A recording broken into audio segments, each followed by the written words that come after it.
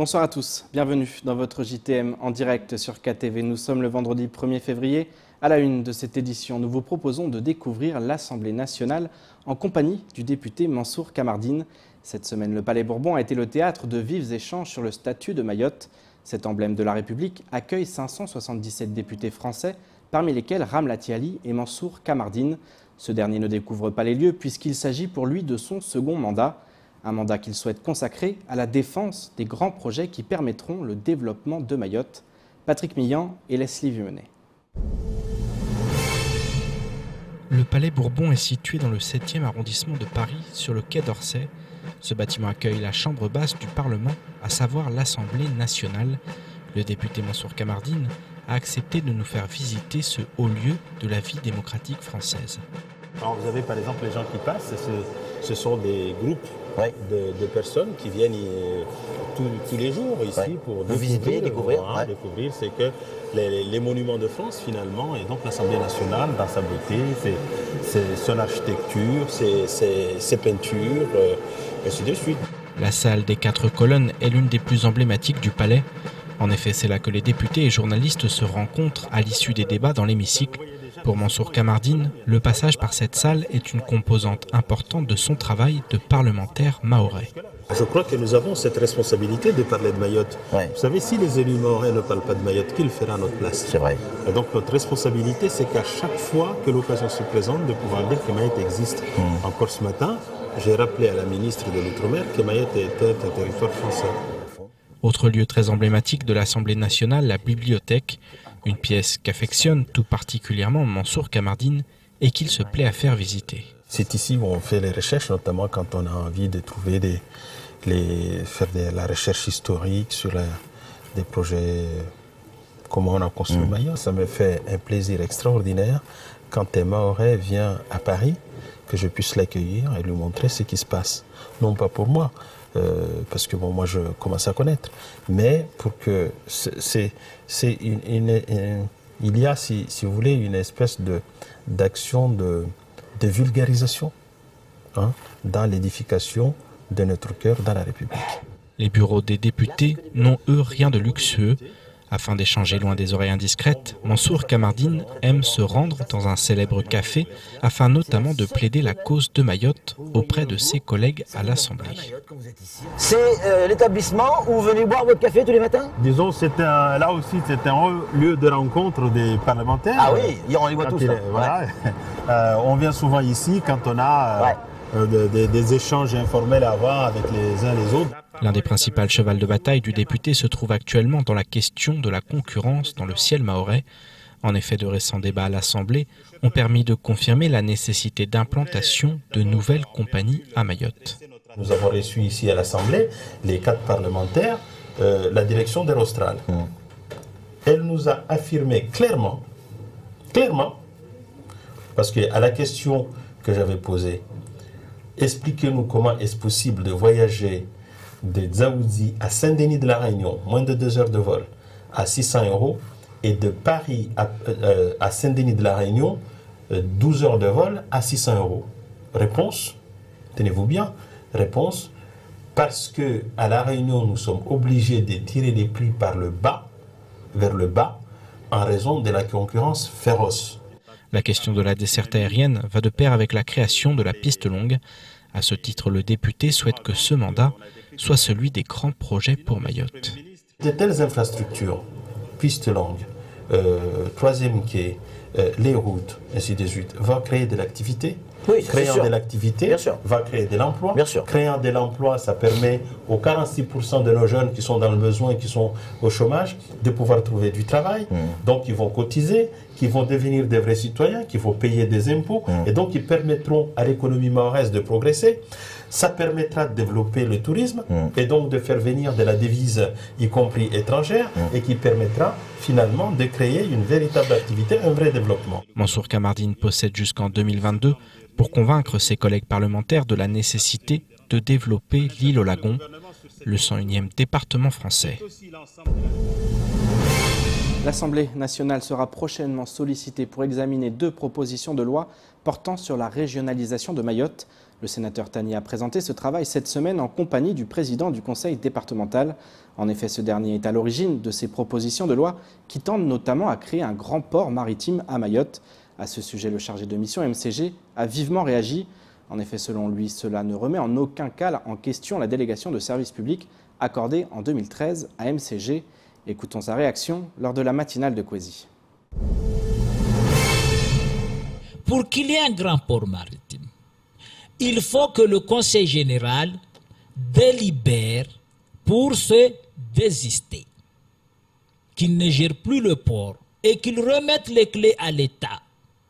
À partir de là, le port devient un port d'intérêt national, c'est-à-dire géré directement par le ministère des Transports. C'est en ce moment-là que l'État peut décider, puisque le port, là, l'État devient l'autorité organisatrice.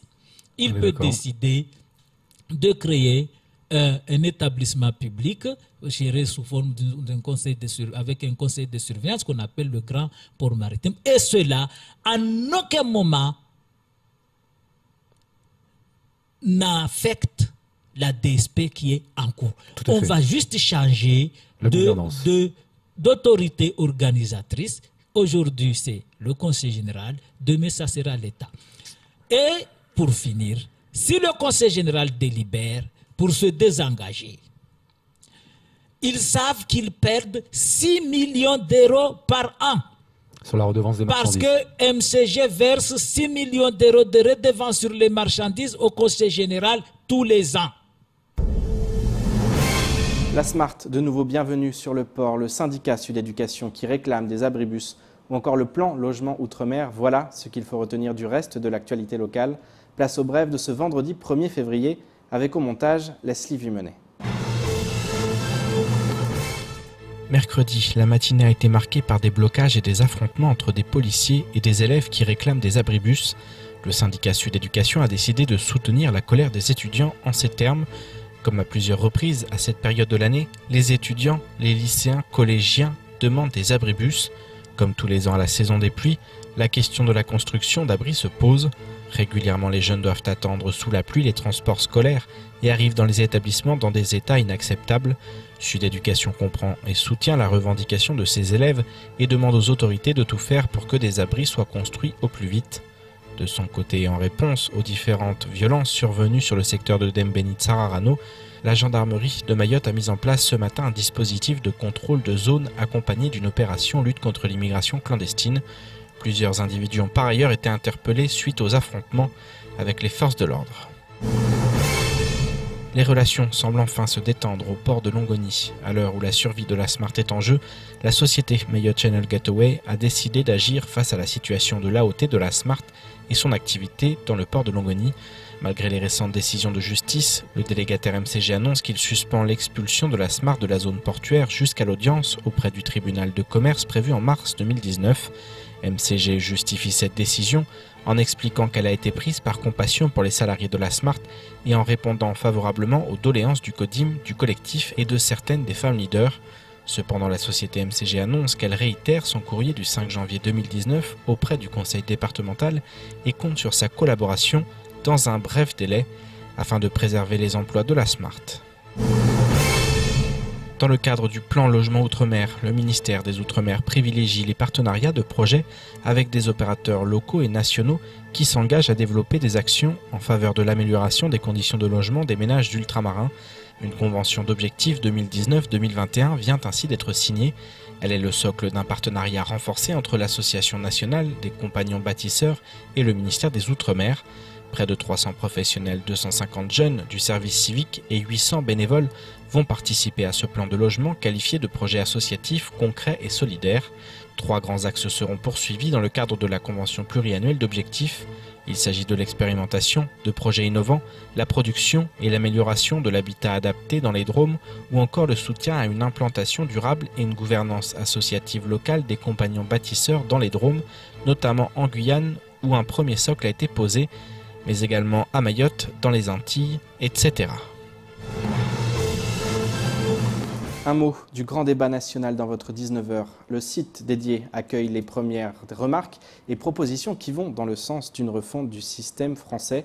Social, éducation, politique, environnement, les citoyens sont invités à s'exprimer.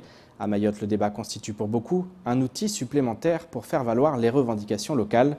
Pour Issaka Abdillah, ancien conseiller départemental de Bandrabois, les Mahorais doivent saisir cette nouvelle opportunité qui leur est offerte.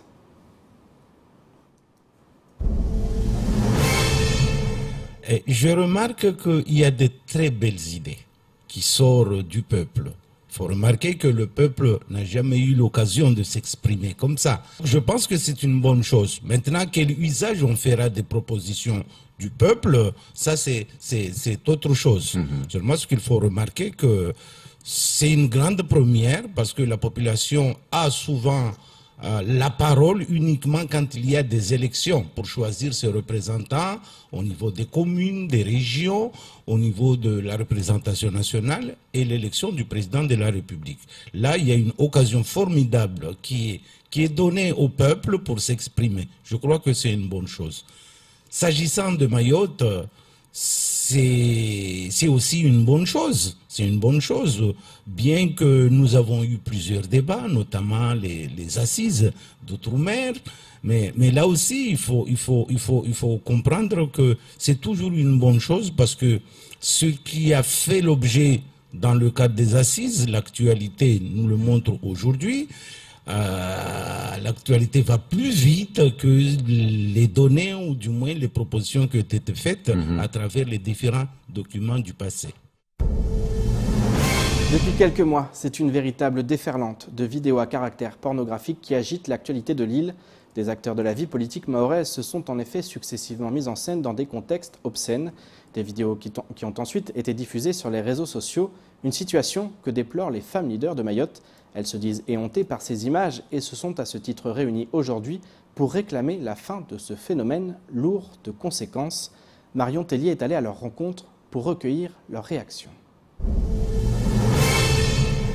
Des vidéos à caractère pornographique secouent depuis quelques mois le monde politique du 101e département français. Ces vidéos, aussi appelées sextapes, sont tournées en amateur et destinées à un visionnage privé. Mais quand Internet s'en mêle, la faute virtuelle prend des conséquences bien réelles. Aujourd'hui, les femmes leaders de Mayotte se sont réunies pour discuter du malaise et de l'indignation qu'elles ont ressenti en découvrant certains de leurs élus, anciens ou actuels, s'adonner à de telles pratiques. Ça, c'est pas bien. Nous tous les Maoris, nous sommes des musulmans. En plus, des pays de musulmans, de faire des trucs comme ça, c'est pas normal. Et quand les enfants de cet homme-là, ils voient ces trucs-là, hein? À l'école, les gens, les amis, les copains et les copines regardent le père de Salima. Tu vois, le père de Salima, il rigole. Outrées par ce qu'elles ont découvert, ces femmes vont pour certaines d'entre elles jusqu'à nier qu'il s'agisse là d'autre chose que d'un montage. Cependant, les vidéos en question ne laissent nulle place au doute quant à l'identité de leur auteur. La porte-parole du groupe des femmes leaders, bien qu'elle déclare n'avoir aucune certitude à ce sujet, a tenu à rappeler le devoir d'exemplarité auquel chaque élu devrait se soumettre. Dans leurs attitudes, qu'ils n'oublient pas tout de même que... Voilà, ils ne sont pas dénués de toute représentation, ils ont quand même des responsabilités et qu'ils sachent que l'équilibre de leurs épouses, l'équilibre de leur mère, l'équilibre de leurs sœurs dépend tout de même aussi de leurs agissements, de leur posture. Ils représentent non seulement leur personne, mais aussi tout le territoire qu'il représente. Un territoire qui se caractérise par la jeunesse de sa population, adepte des réseaux sociaux. Des jeunes qui bien souvent ne sont pas conscients des risques que peuvent engendrer commentaires, photos et vidéos. En 2017, 25% des jeunes de 8 à 17 ans déclaraient avoir déjà été victimes d'insultes ou de rumeurs sur Facebook. Je me tourne maintenant vers les invités de la réaction. Ce soir, nous accueillons Sophie Huvet, directrice de l'association Hip Hop Evolution, pour l'accompagner Massoundi, danseur en charge notamment du développement de la pratique féminine. Sophie, bonsoir. Bonsoir Pierre. Massoundi, bonsoir. Bonsoir Pierre. Alors, on va parler du festival Hip Hop Evolution. Alors, un festival qui va avoir lieu du 1er au 9 mars prochain pour le grand public. Parlez-nous un peu des nouveautés de cette nouvelle édition du festival Hip Hop Evolution. C'est un rendez-vous qui marque chaque année la culture locale. Oui, la culture locale autour du hip-hop, parce qu'on fait, il s'appelle Hip Hop Evolution Festival, puisque bien sûr, on travaille sur le hip-hop, mais on travaille aussi beaucoup sur le mot évolution. Et c'est aussi pour ça que cette 5e édition évolue encore. Elle s'ouvre de plus en plus loin, puisqu'on va aller très très loin. On est allé chercher cette année en fait des danseurs qui nous viendront de l'Asie et spécifiquement de la Thaïlande, avec un groupe de danseurs qui est dans les 10 meilleurs mondiaux actuellement. Et on a envie de faire profiter Mayotte de ce niveau-là, parce que les danseurs et les danseuses de Mayotte progressent beaucoup et on a envie de les faire matcher aussi sur le rang international. Et puis aussi les filles. On a très envie, puisque ça fait 2 ans qu'on travaille vraiment d'arrache-pied pour intégrer les filles dans la dimension de la danse hip-hop, de la danse contemporaine, et de manière plus globale, on s'ouvre aussi à la danse traditionnelle. Et également, on accueillera, comme chaque année, en fait, des compagnies de la région, également de France métropolitaine, donc avec plus de 25 invités de l'extérieur, mais surtout plus de 120 danseurs et danseuses de Mayotte. Alors je me tourne justement vers Massoundi, puisqu'il est en charge du développement de la pratique féminine. Alors justement, comment ça se passe, ce développement? Est-ce que déjà, il y a de plus en plus de jeunes filles, de filles qui aujourd'hui viennent et entrent dans l'association justement pour danser et pour voilà, participer au festival, pourquoi pas créer des spectacles? Vous constatez de plus en plus de jeunes filles qui viennent? Oui, notamment comme l'année dernière. Oui, il y a beaucoup de filles qui viennent, surtout, par rapport déjà avant, on a commencé avec quarantaine de filles, mais après là, on a dans les quinzaines de filles qui viennent régulièrement, qui suivent la pratique féminine. Mais après, au fil du temps, tous les jours, tous les mois, il y a toujours des nouvelles têtes qui arrivent, et nous, dans l'association, ça nous fait vraiment plaisir. Comment ça se passe justement le travail? Qu'est-ce que vous faites? Vous développez quoi? Est-ce que c'est la même chose au niveau du travail, ou est-ce que vous développez des choses différentes? Vous créez des spectacles ou comment ça se passe? On crée des spectacles et aussi on développe aussi la danse hip-hop. Et aussi on crée, quand on dit créer des spectacles, ça veut dire on a envie aussi de mener en avant notre culture à Mayotte, parce que c'est pas bien, quand je dis c'est pas bien mis en avant, c'est pas bien représenté ailleurs. C'est-à-dire on a une culture, mais qui est vraiment fermée. Et avec les filles, nous on leur apporte tout ce qui est hip-hop, notre truc à nous, de jeunes, mais après sans oublier aussi notre danse traditionnelle, culturelle, qu'on essaie aussi d'injuster dans la danse hip-hop. Et il y a aussi beaucoup de mixité, parce que c'est aussi ça l'objectif, c'est de danser aussi. On n'est pas obligé de danser les filles avec les filles, les garçons avec les garçons, tout le monde peut danser ensemble. Et on le voit dans certains spectacles, c'est le cas. C'est aussi ça l'objectif, c'est que tout le monde danse ensemble. Oui, c'est aussi le cas l'objectif. Mais cette année, on a mis en charge, on voulait mettre en avant la femme. La femme, quand je dis la femme, ça concerne toutes les femmes, il n'y a pas vraiment une femme spécifique. On voudrait mettre la femme en avant. C'est justement, Sophie, ça fait partie des thématiques ou en tout cas des nouveautés. Il y a vraiment un pan qui est dédié aux femmes dans ce nouveau festival? Oui, parce que on y travaille en fait depuis 2 ans. Comme disait Massoundi, il y a quasiment, en tout cas de manière globale, une quarantaine de filles qui pratiquent en tout cas autour du hip-hop, mais beaucoup plus dès qu'on commence à passer sur du coupé-décalé, du dancehall et aussi de la danse traditionnelle, puisque en fait, grâce à l'événement Street Dancer Show, on a pu, voilà, à mon avis, depuis 3-4 ans, rencontrer plus d'une centaine de jeunes filles. Et il y en a effectivement, comme le disait Massoundi, qui sont plus assidus. Donc lui, il travaille plus principalement avec une quinzaine de filles. Et puis assez également qui travaille avec des danseuses de Mbiwi, où on aura la chance de voir en fait un travail de mise en scène et de création. C'est-à-dire que c'est le Mbiwi qui va porter ce spectacle, mais qui sera mis en scène un petit peu différemment. Parce que justement, c'est vrai qu'on pense hip-hop évolution, pense culture hip-hop.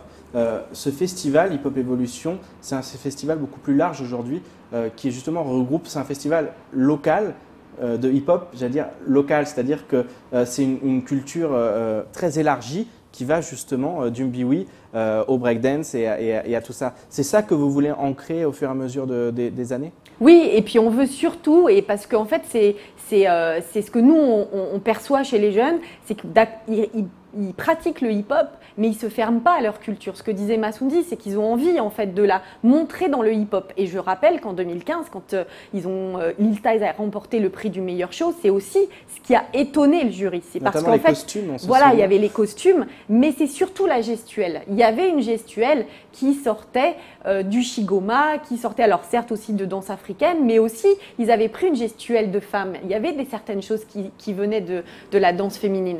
Et donc, bien sûr, c'est mis sur un autre rythme, c'est mis sur une autre énergie, mais c'est quand même ça qui... et du coup, ça a vraiment interpellé. Et donc, le festival, il permet ça, parce qu'en fait, on termine quand même par le battle, parce que ça, c'est quand même l'événement historique Battle of the Year, avec 976 Mobile, qui fera sa 9e édition, et du coup, qui fera également les premières qualifications pour les Big Girls. Donc, c'est la première fois qu'on aura une représentante fille qui viendra avec les garçons à Montpellier. Et ça, c'est vraiment une nouveauté. Avec les one-one, dans le cadre des one-one? Exactement, one-one, donc une contre une. Et on a aussi des filles, alors ça, c'est une spécificité à Mayotte, on a quelques filles qui rejoignent les crews pour participer aussi au Battle of the Year crew. Donc, pour le moment, on n'a encore pas eu un crew gagnant avec une fille, mais peut-être que ça arrivera cette année. Alors, Massoundi, je me tourne vers vous. Cette année, il y aura aussi des spectacles, et notamment dans lequel vous participez, qui vont être reproduits. Et là, il y a vraiment tout ce travail mené par Hip Hop Evolution d'accompagnement des jeunes et de faire travailler ces jeunes, les accompagner presque au quotidien, parce qu'il y a des spectacles comme Utungu ou Wale qui vont être représentés par des jeunes. Est-ce que vous pouvez nous en parler un peu de ça? Alors, c'est des spectacles qu'on a déjà fait, nous, mais en fait, là, on fait reproduire, comment dire, accompagner d'autres jeunes dans le monde du spectacle.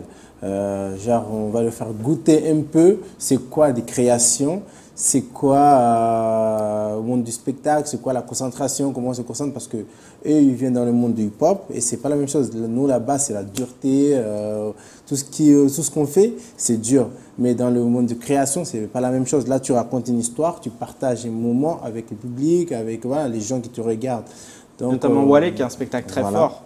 Voilà. Et justement, ça leur permet de développer d'autres choses, c'est ça que vous cherchez? Voilà, oui. J'imagine que cette mixité aussi, ça apporte aux uns et aux autres. On parlait tout à l'heure de ce qui se passait, les filles aussi qui apportent, c'est aussi ça que vous recherchez? Oui, oui, c'est ça, c'est aussi ça. Comme moi, voilà, je viens de commencer une création avec les filles. Mais bon, c'est que, comme on a dit, comme je viens de dire, cette année, on voulait mettre l'avant à la femme de cours, que ce soit français, africain, voilà, toutes les femmes. Et ce spectacle-là, c'est une création. Cette création-là va parler de ces femmes-là. Qu'est-ce que les femmes veulent, qu'est-ce que les femmes... tout le temps, qu'est-ce que les femmes n'aiment pas qu'on leur fasse, ainsi de suite. Donc tout aussi, il y a vraiment... Ça va être aussi un spectacle où on parlera de société, oui. De société mahoraise. Oui, il y a aussi, voilà, parce que c'est un spectacle qui nous concerne nous tous, sans trop rentrer dedans. C'est aussi ça, Sophie, c'est vrai qu'on parle de spectacle, mais il y a aussi souvent des vrais sujets de société derrière. On pense au théâtre, certaines années il y a eu du théâtre. C'est aussi ça, c'est parler de Mayotte de manière générale, sous toutes ses formes, avec de la culture, de la création.